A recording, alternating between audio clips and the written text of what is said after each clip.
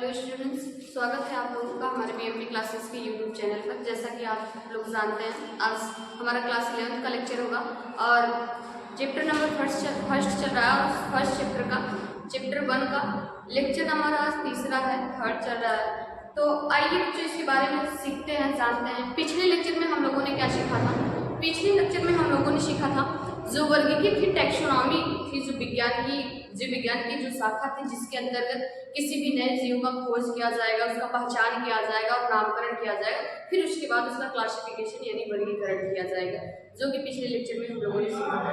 और हम लोगों ने देखा था किसी भी जीव का पहचान जो होता है उसकी बाह्य आकार की संरचना को देख करके जीवों को अलग अलग पहचाना जा सकता है। फिर उसके बाद हम लोगों ने देखा कि पहचान करने के बाद उस जीव का नामकरण कैसे किया गया। तो किसी भी जीव का नामकरण जो होता है, नामकरण करने की अलग अलग पद्धति अपनाई गई, एक नाम पद्धति, द्विनाम पद्धति, बहुनाम पद्धति।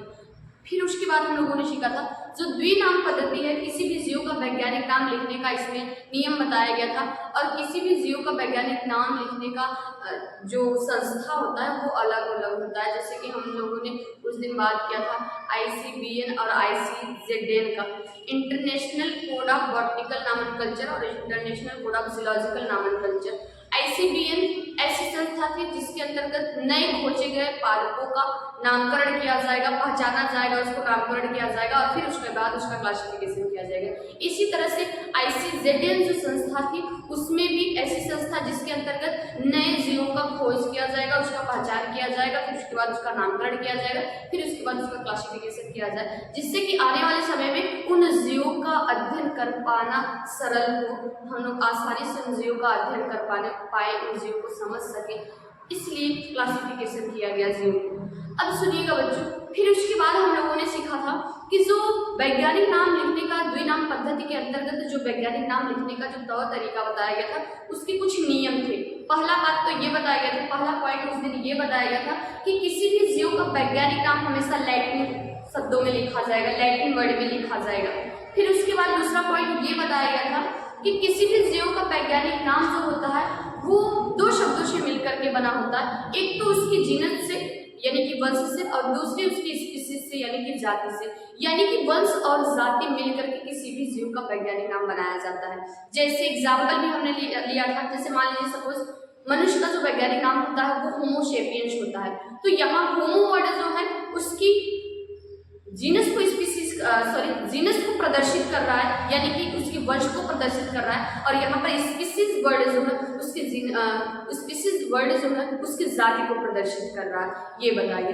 तो इस वैज्ञानिक नाम यानी मनुष्य का वैज्ञानिक नाम जो हमने होमो सेपियंस बताया, तो यहाँ पर होमो वर्ड का ये भी जो तीसरा नियम बताया गया वैज्ञानिक नाम लिखने का, वो बताया गया कि यहाँ पर जो होमो वर्ड है, होमो यहाँ पर इसका पहला अक्षर जो है वो कैपिटल लेटर में लिखा जाएगा, H कैपिटल लेटर में रहेगा, और जो सेपियंस का पहला लेटर है वो स्मॉल लेटर में रहेगा। ये दोनों शब्दों होमो सेपियंस में H कैपिटल लिखा जाएगा और सेपियंस में S स्मॉल, तब जाकर के वैज्ञानिक नाम यानी कि सही वैज्ञानिक नाम लिखने का ये नियम, ये तौर तरीका बताया गया। उसके बाद बताया गया कि किसी भी जीव का वैज्ञानिक नाम हमेशा तिरछे अक्षरों में लिखा जाना चाहिए। अगर आप तिरछे अक्षरों में नहीं लिख रहे हैं तो हमेशा रेखांकित करके लिखा जाता है किसी भी जीव का वैज्ञानिक नाम। जैसे सपोज होमो सेपियंस, मनुष्य का वैज्ञानिक नाम लिख रहे हैं होमो सेपियंस, होमो सेपियंस, तो ये देखिए तिरछे अक्षरों में हमने प्रयास करना किया है लिखने का, होमो सेपियंस हमने प्रयास किया तिरछे अक्षरों में लिखा है, जिनको तिरछे अक्षरों में नहीं लग रहा है वो अंडरलाइन करके लिखा सकते हैं। तो ये है किसी भी मनुष्य में का वैज्ञानिक नाम होमो सेपियंस, जैसे PIENCE है बच्चों। तो अलग अलग जीव का वैज्ञानिक नाम अलग अलग होता है। वैज्ञानिक नाम लिखने का जो तौर तरीका 4-5 नियम बनाए गए वो हमने आप लोगों से इससे पहले लेक्चर में बताया था। अब सुनिएगा बच्चों, आज का जो हमारा टॉपिक है वो हमारा टॉपिक रहेगा वर्गीकृत संवर्ग क्या होता है, या फिर वर्गीकृत संवर्ग को ही वर्गीकृत पदानुक्रम कहा गया, ये क्या होता है। सबसे पहले वर्गीकृत टैक्सोनॉमी की बात हम लोग पिछले क्लास में किए थे। वर्गीकृत जीव विज्ञान की ऐसी शाखा है जिसके अंतर्गत नए खोजे गए जीवों का नामकरण किया जाएगा, पहचान किया जाएगा और उसके बाद उसका क्लासिफिकेशन यानी वर्गीकरण किया जाएगा वर्गीकी के अंतर्गत। तो हमने बताया था कि किसी भी जीव का जो क्लासिफिकेशन किया गया, वर्गीकरण किया गया, वो अलग अलग कैटेगरी में, अलग अलग चरणों में किया गया था। तो डिफिनेशन ये बता देते हैं वर्गीकी संवर्ग होता क्या है। विभिन्न जीवों को अलग अलग समूहों में बांटना ये वर्गीकी संवर्ग कहलाता है। तो ये वर्गीकी संवर्ग यानी कि वर्गीकरण क्यों किया गया था, जिससे कि पहचान सरलतापूर्वक किया जा सके, इसलिए वर्गीकरण किया गया था। और कैसे किया गया था, यानी कि वर्गीकी पदानुक्रम के क्रम में किया गया था, वर्गीकी संवर्ग के क्रम में किया गया था वर्गीकरण। उसके बाद बताया गया कि किसी भी जीव का जो वर्गीकी संवर्ग होता है वो होता क्या है। वर्गीकी संवर्ग, वर्गीकी पदानुक्रम एक ही शब्द है बच्चों। तो वर्गीकी संवर्ग किसी भी जीव का क्लासिफिकेशन करने के लिए उसको विभिन्न भागों में बांटने की जो प्रक्रिया होती है वही वर्गीकी पदानुक्रम या वर्गीकी संवर्ग कहलाती है। यहाँ पर टाइम की बचत हो सके इसलिए हमने पहले से चीजों को लिख दिया है। तो यहाँ इसको समझने से पहले एक एग्जाम्पल के थ्रू हम लोग समझते हैं, जैसे बांटने का ये श्रेणी जो क्रम है वो कैसे क्या बताया गया। जैसे कि बच्चों एक एग्जाम्पल लेते हैं, आप लोग को पता होगा, हम जैसे जीव के शरीर की जो संरचनात्मक इकाई है वो होती है कोशिका। बताया गया होगा, आप लोग इससे पहले सुने होंगे क्लास 9 से 8 लेवल में। तो किसी भी जीव के शरीर की जो संरचनात्मक इकाई होती है वो होती है कोशिका। और कहीं न कहीं कोशिकाओं के समूह मिल करके ऊतक बनाते हैं, ऊतक का निर्माण करते हैं। ढेर सारी कोशिकाएं आपस में मिलती हैं तो जाकर के ऊतक का निर्माण करती हैं और ऊतक भी कई प्रकार के होते हैं। इसी तरह से ऊतक जो होते हैं, ढेर सारे ऊतक आपस में मिलते हैं तो कहीं न कहीं जाकर हमारे शरीर में हमारे अंग का निर्माण होता है। और कई अंग तंत्र मिलते हैं, ऑर्गन सिस्टम कई मिलते हैं, अंग तंत्र मिलते हैं, तो हम जैसे जीव के शरीर का निर्माण होता है। जो अंग तंत्र ऑर्गन सिस्टम होते हैं वो मिलते हैं तो कहीं न कहीं एक जीव का निर्माण होता है। यहाँ पर थोड़ा सा ध्यान दीजिएगा बच्चों, ये एग्जाम्पल हमने लिखा है बस इस चीज को समझने के लिए। हमने यहाँ सीखना चाहा है कि हम जैसे जीव के शरीर की संरचना कैसी हुई है या फिर शरीर हमारा बना कैसा है। तो आप लोगों को पता होना चाहिए जो भी सजीव होते हैं, जितने भी सजीव होते हैं, उन सजीवों के शरीर की या फिर उन सजीवों के जीवन की जो संरचनात्मक और क्रियात्मक यानी कि स्ट्रक्चरल एंड फंक्शनल यूनिट जो होती है, संरचनात्मक और क्रियात्मक इकाई जो होती है वो होती है कोशिका। हमारे शरीर का संगठन ऐसे असंख्य कोशिकाओं से मिलकर के हुआ है। दो प्रकार की कोशिकाएं होती हैं, प्रोकैरियोटिक, यूकैरियोटिक। पढ़े हुए से चैप्टर पढ़ेंगे वहाँ पढ़ाया गया होगा, या फिर हम अभी पढ़ाएंगे, हमारा लेक्चर होगा वहाँ पर पूछ पाएंगे तो बताएंगे आप लोगों को कोशिका के बारे में। तो कहीं न कहीं हमारे जीवन के, हमारे शरीर की जो संरचनात्मक और क्रियात्मक इकाई है वो कोशिका। असंख्य कोशिकाएं मिल करके हमारे शरीर में अलग अलग प्रकार के ऊतक का निर्माण कर रहे हैं और कहीं न कहीं कई ऊतक मिल करके अंग का निर्माण करते हैं। अंग में जैसे सपोज हमारा मुख गुहा है, अपने आप में एक ऑर्गन का पार्ट है, अंग तंत्र का एक पार्ट है। मुख गुहा के बाद उसका ट्रैकिया ले लीजिए, सॉरी आइसोफेगस ले लीजिए। मुख गुहा जो है अमाशय में खुलता है, आइसोफेगस में आहार नाल जिसको कहा जाता है, आइसोफेगस का मतलब। तो ये आइसोफेगस जो होता है आगे चल करके स्टमक में खुलता है, अमाशय में खुलता है, जिनको जनरली हम लोग पेट कहा करते हैं। ऐसे ही स्टमक जो होता है आगे चल करके इंटेस्टाइन में खुलता है, छोटी आंत में। तो यानी कि कहीं न कहीं ऐसे ढेर सारे अंग हैं जो मिल करके एक अंग तंत्र बना रहे हैं। जैसे अभी अभी हमने जो अंगों का नाम लिया, जैसे हमारा ओरल कैविटी यानी मुख गुहा जो है आगे चल करके ग्रसनी में खुल रही है, ग्रसनी जो है ग्रासनली में खुलती है। इसी तरह से ग्रासनली जो होता है अमाशय में खुलता है, अमाशय छोटी आंत में, छोटी आंत बड़ी आंत में, बड़ी आंत कहीं न कहीं एनएच में खुलता है। तो ये बताया गया। तो कहीं न कहीं ये पूरा अलग अलग अंग जो है मिल करके एक सिस्टम का निर्माण कर रहे हैं जिसको अंग तंत्र कहा जाएगा। इसी तरह से विभिन्न प्रकार के हमारे शरीर में अंग तंत्र है, जैसे सपोज पाचन तंत्र हो गया, श्वसन तंत्र हो गया, परिसंचरण तंत्र हो गया, तंत्रिका तंत्र हो गया। ऐसे ढेर सारे अलग अलग अंग मिल करके किसी न किसी हमारे शरीर में ऐसे ढेर सारे अंग तंत्र का निर्माण करते हैं। और आपको पता होना चाहिए ऐसे ढेर सारे अंग तंत्र मिल करके हम जैसे जीव के शरीर की उत्पत्ति हुई है, मिल करके हम जैसे शरीर, जीव का शरीर बना हुआ, शरीर का निर्माण हुआ है।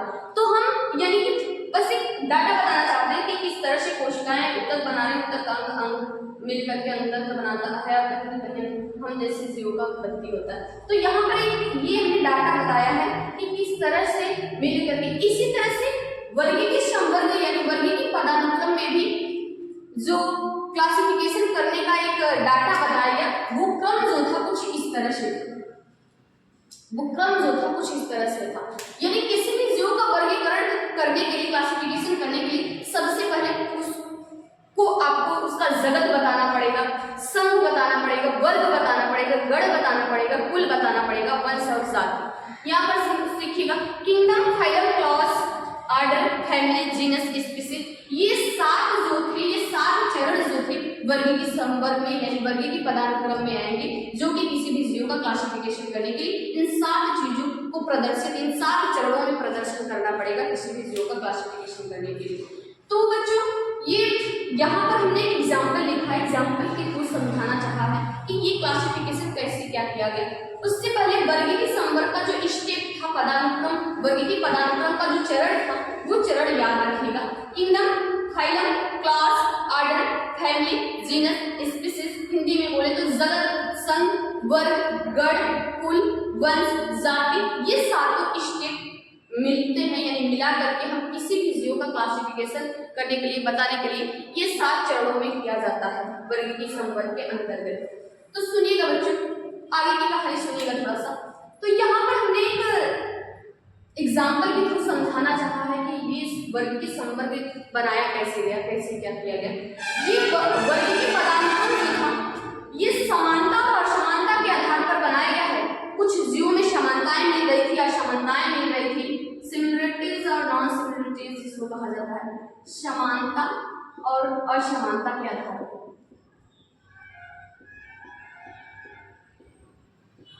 असमानताओं के आधार पर आई होप बच्चों ये कहानी समझ में आई होगी।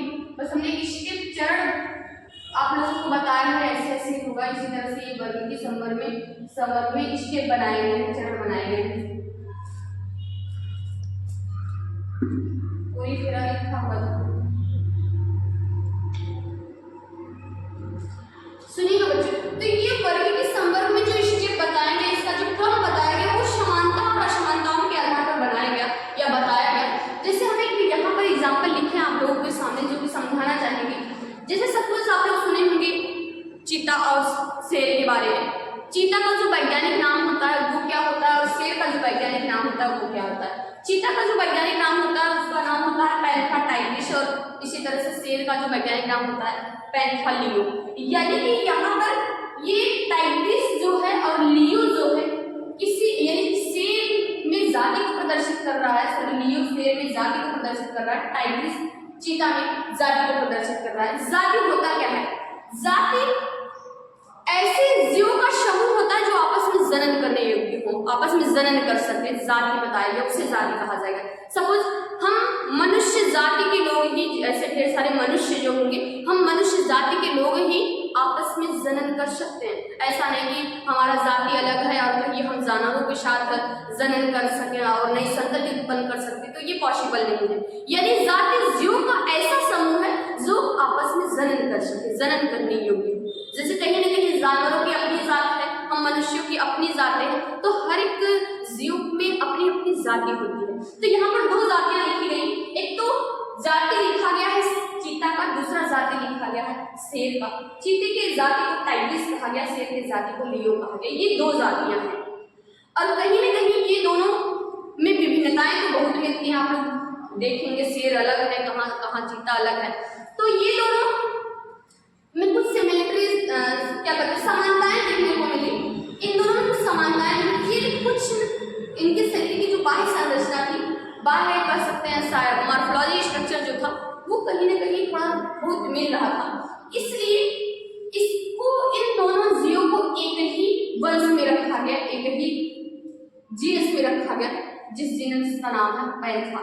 पैंथा जीनस में इनको रखा गया। इनकी वंश जो थी एक ही थी, इन दोनों जीवों के वंश जो है एक ही बताइए, पैंथा। और उसके बाद सुनिएगा बच्चों, ये पैंथा में, यानी कि पैंथा का मीनिंग जो होता है वो होता है बड़ी बिल्लियां, यानी कि कह सकते हैं बड़ी बिल्लियों को पैंथा कहा गया। इसी तरह से बड़ी बिल्लियां होती हैं तो आप लोग जानते हैं जनरली कैट जो होता है, हमारे घर में जो बिल्लियां होती हैं वो छोटी बिल्लियां हैं, तो उन छोटी बिल्लियों को फैलिस में रखा गया। फैलिस वंश है, फैलिस ये बिल्लियों का वंश है, बिल्लियों का जीनस है, जिसको फैलिस कहा गया। तो आप लोग समझ रहे होंगे कि बड़ी बिल्लियां छोटी बिल्लियां कहीं न कहीं देखने में सेम लग रही है, लेकिन किस तरह से थोड़ा सा सेम सेम लगती है, लेकिन अंतर तो बहुत है, असमानताएं तो बहुत हैं, जो कि जनरली आप लोग देख सकते हैं। तो थोड़ा बहुत इसमें मैचिंग करने के कारण, यानी थोड़ी बहुत मिल रहे थे ये दोनों, इसके कारण इन दोनों जीवों को, यानी थोड़ी बहुत सिमिलरिटीज थी, थोड़ी बहुत समानताएं थी, इसके कारण इन दोनों जीनस को एक ही कुल में रख दिया गया, एक ही फैमिली में रखा गया, जिसका नाम है फैलिडिया। फैलिडिया फैमिली में रख दिया गया इन पैंथा और फेलिश को, यानी कि जो शेर चीता की जाति वंश होती है और जो बिल्ली की वंश होती है, इनको एक ही कुल में रख दिया गया, एक ही फैमिली में रख दिया, जिसका नाम है फैलिडी। अब सुनिएगा बच्चों, ये फैलिडी समूह में इसी तरह से कैनिडी समूह आता है। कैनिडी क्लास है, सॉरी फैमिली है, कैनिडी जो है ये किसी जीव की फैमिली की नाम बताई जा रही है। तो फैलिडी भी कुल का नाम है और कैनिडी भी कुल का नाम है। इस कैनिडी कुल के अंतर्गत कुत्ते आते हैं, कुत्ते रखे गए हैं। तो ये कुत्ते और जो होती है बिल्लियां आपस में बहुत अलग हैं, असमानताएं हैं, देखने में मिल रहा है, लेकिन कुछ समानताएं भी मिली इसमें। क्या समानताएं मिली? ये फैलिडी और कैनिडी जो थे एक, यानी दोनों मांसाहारी थे, दोनों मांसाहारी जीव थे। मांसाहारी जीव होने के कारण इन जीवों को एक ही ऑर्डर में रख दिया गया, एक ही गढ़ में रख दिया गया और उस गढ़ का नाम था कार्निवोरा। कार्निवोरा गढ़ में रख दिया गया। ये एक ही कुछ समानताएं मिल रही थी, ये दोनों जो थे ये दोनों मांसाहारी थे, इसलिए दोनों मांसाहारी होने के कारण इनको एक ही गढ़ में रख दिया गया, यानी कि कार्निवोरा में रख दिया गया, गढ़ कार्निवोरा में रख दिया गया। इसी तरह से बच्चों जो एक गढ़ और लिखा गया है इसके बगल में, जिसका नाम है प्राइमेट्स। प्राइमेट्स रखा, ये इसका नाम है प्राइमेट्स। ये कार्निवोरा जो थे और ये प्राइमेट्स जो थे, इनमें भी कुछ समानताएं पाई जा रही थी, असमानताएं भी पाई जाती हैं। जैसे कि ये प्राइमेट्स में जो आते हैं, प्राइमेट्स में जो जीव आते हैं, उन जीवों में भी और कार्निवोरा जीवों में भी, ये दोनों जीवों में, इन दोनों जीवों में जो डीएनए होता था लगभग सेम होता था। ये कार्निवोरा और प्राइमेट्स जो थे इसमें गुणसूत्रों की संख्याओं में समानता देखने को मिली कार्निवोरा और प्राइमेट्स में। ये समानता, इस गुणसूत्रों की संख्या में समानताएं देखने को मिली। तो इस समानता के कारण इन दोनों गढ़ को, इन दोनों आर्डर को एक ही क्लास में रख दिया गया, जो कि क्लास का नाम था मेमेलिया। मेमेलिया क्लास में रख दिया गया। अब सुनिएगा बच्चों, तो मेमेलिया के अंतर्गत रख दिया गया। अब ये मेमेलिया अपने आप में एक क्लास है, अपने आप में एक वर्ग है। इसी तरह से कई वर्ग लिखे गए यहाँ। एक वर्ग आता है एविस, एक वर्ग आता है रेप्टाइल्स। रेप्टाइल्स में रेंगने वाले जीव रखे गए और एविस में कहीं न कहीं जो पक्षी आते हैं वो जीव आते हैं। और मेमेलिया के अंतर्गत हम जैसे जीव आते हैं, जो स्तनधारी होते हैं, जिसमें कशेरुकी पाया जाता है, यानी कि वर्टिकल कॉलम। ये प्राइमेट्स में भी ध्यान दीजिएगा बच्चों, तो वर्टिकल कॉलम हम लोगों में भी पाया जाता है। यानी कि इन, अब आप लोग समझ रहे हैं, रेप्टाइल्स, एविस, मैमल्स, मेमेलिया अलग अलग चीज है। इसमें रेप्टाइल्स में रेंगने वाले जीव आते हैं, जैसे कि ये सर्प वगैरह हो गए, ये सब जीव आते हैं। और एविस में कहीं न कहीं पक्षियाँ जो आती हैं, हमारे यहाँ जो चिड़िया पक्षी लोग हैं वो सब आते हैं। और मैमल्स में हम जैसे जीव आते हैं। तो विभिन्नताएं तो ढेर सारी हैं, असमानताएं आपस में ढेर सारे मिल रहे हैं, लेकिन कुछ समानताएं मिल रहे थे। समानताएं कुछ मिलने के कारण इन सभी जीवों को एक ही फाइलम में रखा गया, संघ में रखा गया, जिस संघ का नाम है कॉर्डेटा। अब इसमें क्या समानताएं, क्या सिमिलरिटीज देखने को मिली, थोड़ा सा वो सीखेंगे हम। इन जीवों में क्या समानताएं थी? कहीं न कहीं ये रेप्टाइल्स, मेमेलिया, एविस में जो समानताएं थी, इसमें समानताएं बताया गया कि इन जीवों में जो अधर पृष्ठ होता है, सॉरी ये जो पृष्ठीय क्षेत्र होता है, इन पृष्ठीय क्षेत्र में ये वर्टिकल कॉलम जो होता है, कशेरुकी दंड जो होता है, मेरुरज्जु जिसे कहा जाता है, रीढ़ की हड्डी, मेरुरज्जु, इन सभी जीवों में किसी न किसी अवस्था में मेरुरज्जु की उपस्थिति होनी चाहिए। यानी कि हो सकता है ये रेप्टाइल्स, एविस में कुछ ऐसे जीव आते हैं जो केवल भूरी अवस्था में ही मेरुरज्जु पाई जाती है, और जब एडल्ट हो जाते हैं जिसमें जो मेरुरज्जु होता है वो गायब हो जाता है। यानी कि इसमें बताया गया रेप्टाइल्स, एविस, मैमल्स में कि इन जीवों की किसी न किसी अवस्था में मेरुरज्जु का पाया जाना, इसका ये समानता प्रदर्शित कर रहा है। तो मेरुरज्जु का उपस्थिति के कारण इन सभी वर्ग के जीवों को एक ही फाइलम में रखा गया, एक ही संघ में रखा गया, और उस संघ का नाम था कॉर्डेटा। कॉर्डेटा नाम था। और उसके बाद ये कॉर्डेटा संघ में इन जीवों को रखा गया, मेमेलिया, एलिस, रिप्टाइल्स, आप एग्जांपल सुन रहे हैं। इसी तरह से पोरीफेरा संघ का नाम लिखा गया। पोरीफेरा आप लोग अभी पढ़े नहीं होंगे, शायद 9th में पढ़े होंगे। जो संघ होता था, जगत जो होते थे, 5 जगत हुआ करते थे, मोनेरा, प्रोटिस्टा, फंजाई, प्लांटी और एनिमेलिया। और कहीं न कहीं जो एनिमेलिया जगत था वो 11 समूहों में विभाजित था। Porifera, Coelenterata, Ctenophora, Platyhelminthes, Aschelminthes, Annelida, Arthropoda, Mollusca, Echinodermata, Hemichordata और काइडेटा, ये 11 समूह हुआ करते थे। तो उसमें से यहाँ पर 2 फाइलम का नाम लिखा हुआ है, एक काइडेटा और एक पोरीफेरा का नाम लिखा हुआ है। इस पोरीफेरा में जो स्पंज आता है, स्पंज जो होता है वो रखा गया है, स्पंजी जीव रखे गए हैं इस पोरीफेरा में। तो ये पोरीफेरा और काइडेटा दोनों में यानी दोनों जो थे जंतु में आते हैं, तो दोनों जो थे जंतु जगत में रखे गए। तो इन दोनों जीवों को जगत एनिमेलिया में रखा गया, यानी जंतु जगत में रखा गया। जंतु जगत वहां लिखा हुआ है, जंतु जगत में इन दोनों जीवों को रखा गया। इसी तरह से किसी भी जीव का क्लासिफिकेशन आप लोग एनसीईआरटी उठाएंगे, एनसीईआरटी में एक डाटा दिया हुआ है, एक संरचना दी गई है, यानी चार्ट टाइप का बना है। और उसमें कुछ ऐसे जनरल नाम दिया हुआ है, जैसे मनुष्य का जो जगत होता है वो संघ क्या होता है, मनुष्यों में वर्ग क्या होता है, गण क्या होता है, कुल क्या होता है, वंश क्या होता है, जाति क्या होता है। इसी तरह से आम में दिया है, मक्खी में दिया है, गेहूं में दिया है। ऐसे 4-5 जाति का वर्गीय संवर्ग प्रदर्शित किया गया है, जो कि जनरली पूछा जाता है, बहुत बार पूछा जाता है। किसी भी एग्जाम में, कॉम्पिटिटिव एग्जाम में भी पूछा गया, वहां से प्रश्न है उस चार्ट पे। तो बच्चों जो एनसीईआरटी में वो वर्गीय संवर्ग का जो अलग अलग डाटा दिया गया है, जैसे मनुष्य, गेहूं, आम, अलग अलग बताया गया वहां पर कि मनुष्यों में क्या, आम में क्या जगत होता है, उसका क्या संघ होता है, वर्ग क्या होता है, गण क्या होता है, कुल क्या होता है, वंश क्या होता है, जाति क्या है, ऐसे ऐसे एक करके डाटा दिया हुआ है। तो वहां से आप लोग वो रट्टा मार लीजिएगा, वो चीज इंपॉर्टेंट है, या वहां से क्वेश्चन वही बनता है। आई होप आप लोग ये आज छाप लिए होंगे, इतना छाप लीजिए। आज के लिए बच्चों इतना ही, स्क्रीनशॉट भी रख लीजिएगा। और इसके आगे की कहानी बच्चों अगली क्लास में करेंगे हम लोग। आज के लिए इतना ही, धन्यवाद।